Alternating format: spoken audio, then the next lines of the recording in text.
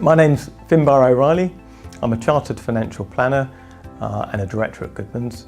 I head up the extra office and I've been a financial advisor for 20 years. Often with financial services, I think that people perceive that it's all facts and figures, whereas I would say about 90% of what we do is actually helping people understand their finances and giving them a great level of service. There is a lot of detail in financial services, but I feel that my role is to take away that complexity for clients and actually simplify things for them and just help them make decisions in a way that's easy for them to understand rather than full of detail. My speciality is helping those approaching retirement to understand their situation. Many people, when they're coming up to retirement, they just don't understand how much money they need, how much income they're going to require.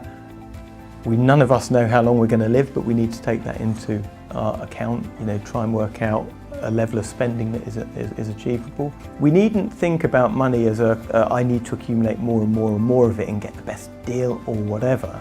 I think all we need to do is understand we've got a life expectancy.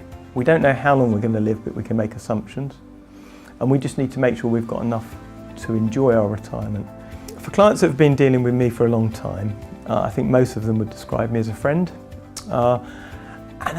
This is a professional relationship in many ways, but the reality of it is that the level of trust somebody gives me as an advisor to trust me to look after their money, to trust me to give them high levels of advice, then the reality of it is in my view, is that over the fullness of time, that client-advisor relationship can turn into nothing other than friendship.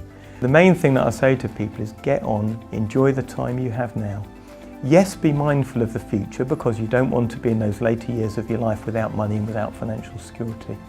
But the reality of it is that if you don't do the things you want to do and you're passionate about doing now, you may never be able to. Even if you don't have sufficient wealth, we just need to work out a game plan and how you're going to deal with that.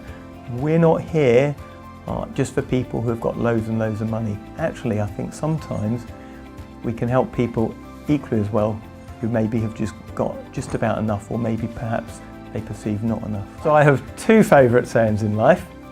The first one is, whether you think you can or think you can't, you're usually right. And the next one is, just make a decision and make it work.